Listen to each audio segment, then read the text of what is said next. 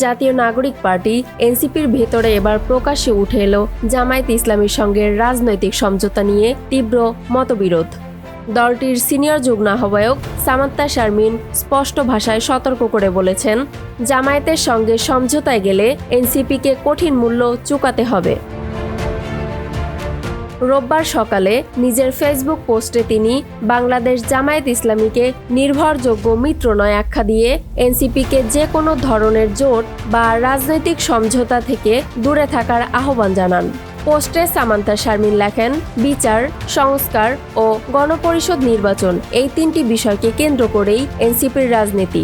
অথচ এই মৌলিক রাষ্ট্রকল্পে জামায়াতের অবস্থান এনসিপির সঙ্গে সম্পূর্ণ সাংঘর্ষিক।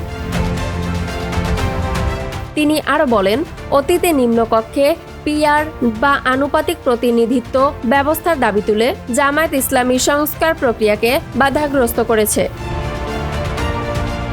যার প্রেক্ষিতে এনসিপি আগেই ঘোষণা দিয়েছিল যারা সংস্কারের পক্ষে নয় তাদের সঙ্গে কোনো রাজনৈতিক জোট সম্ভব নয়। এই অবস্থান থেকেই জুলাই পথযাত্রার পর এনসিপি ৩০০ আসনে এককভাবে নির্বাচন করার সিদ্ধান্ত নেয় এবং স্বতন্ত্র প্রার্থী দেওয়ার ঘোষণা দেয় দলটি। সামান্তা শারমিন স্পষ্ট করে বলেন, জামায়াতের সমালোচনা মানেই বিএনপির পক্ষে অবস্থান নেওয়া নয়, বরং এনসিপির দীর্ঘদিনের রাজনৈতিক নীতি তিনি তুলে ধরেছেন।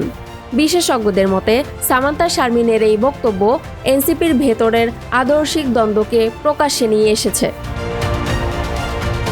এদিকে জামায়াতের সাথে জোট নিয়ে দ্বিমতের কারণে এনসিপির দুই শীর্ষ নেত্রী এরই মধ্যে পদত্যাগ করেছেন।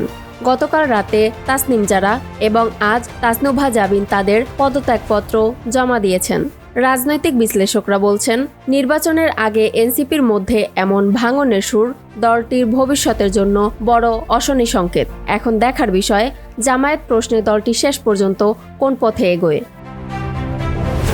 ইয়ামনি, নিউজ ডেস্ক, নিউজ 24 ঘন্টা।